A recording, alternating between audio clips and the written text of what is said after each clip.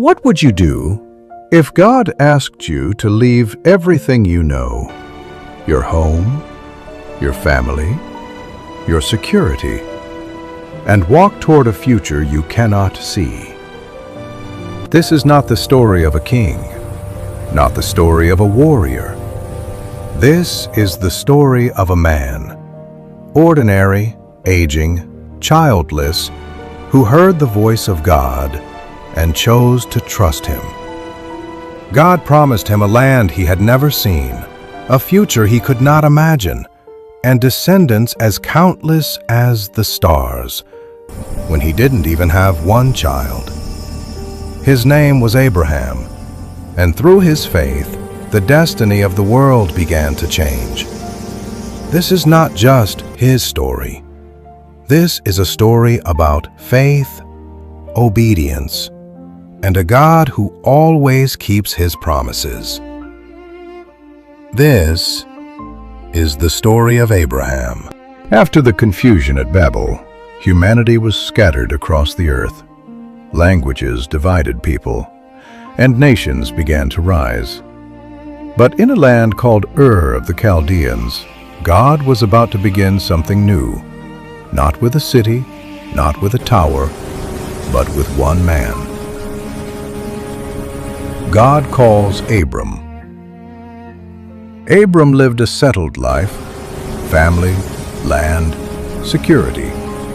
But one day, God spoke words that would change history forever.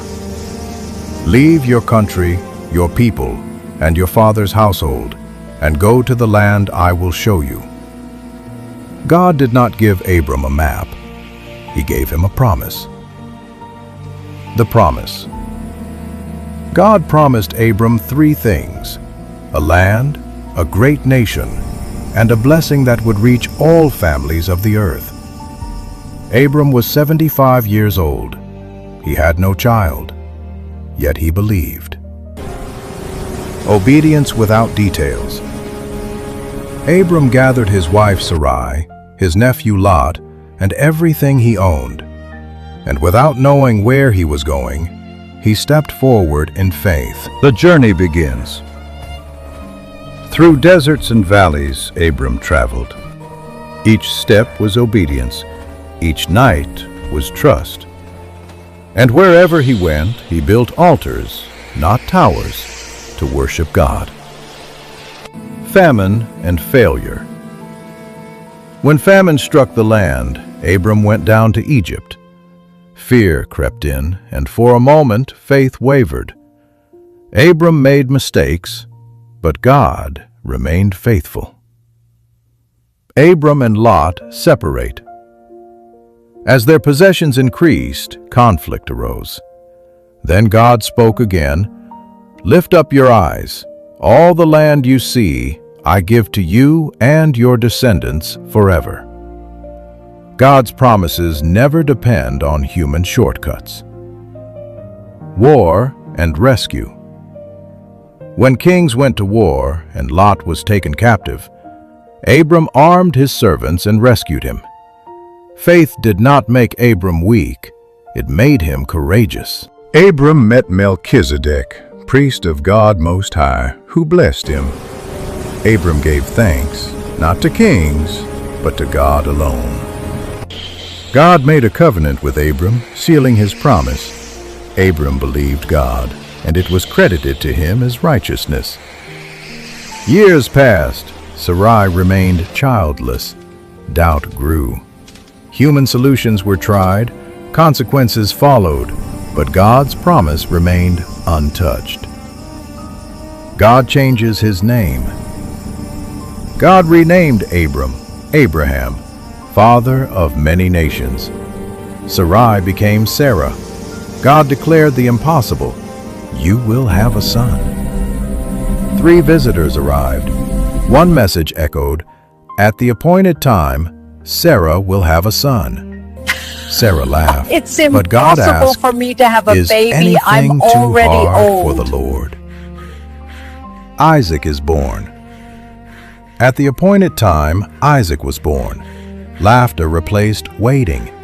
God proved faithful. Years passed. Isaac grew. The promise was alive. And then, faith was tested in a way Abraham never expected. God spoke again to Abraham, not with comfort, but with a test. "Take your son, your only son Isaac, whom you love, and go to the land of Moriah." There were no explanations, only a call to trust. Early the next morning, Abraham rose.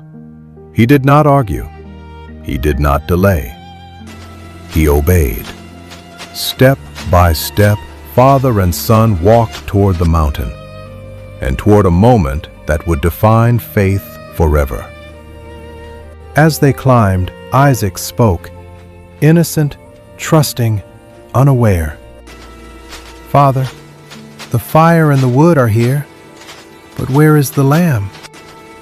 And Abraham answered with words that echoed into eternity, "God Himself will provide." On the mountain, Abraham built an altar, stone by stone, each movement heavy with meaning. Faith was no longer a belief, it was obedience in action. Isaac did not run. He did not resist. He trusted his father. And Abraham trusted his God. In silence, faith reached its breaking point. At the very moment faith was fully surrendered, heaven intervened. "Abraham! Abraham!" The test was complete. The heart had been proven. Then Abraham looked and saw a ram caught in the thicket. God had not desired Isaac's life. God desired Abraham's trust. And where obedience was complete, provision was already waiting. On that mountain, Abraham worshipped, and he named the place, "The Lord will provide." Because when faith is tested, God remains faithful. God spoke again, reaffirming the promise. Through Abraham's obedience, nations would be blessed. His faith would echo through generations, and his story would point forward to a greater provision yet to come. Abraham's story reminds us of one powerful truth. When God tests our faith, He is never Stay trying close, to my take son, from us. and we'll find our way He is together. preparing to reveal His provision. The same God who provided on that mountain is still working in our lives today. And this story does not end here. In the next episode, we follow Isaac's legacy forward to a man named Jacob, where struggle, transformation, and destiny collide. If this story strengthened your faith, we ask you for one simple act of support. Like this video. Subscribe to Faith Vibe Studio. Every like, every subscription helps us reach more people and spread the good news of the Lord to the world. Our goal is to reach 100,000 subscribers, and every single viewer matters. Stay with us, because God's story is only just beginning.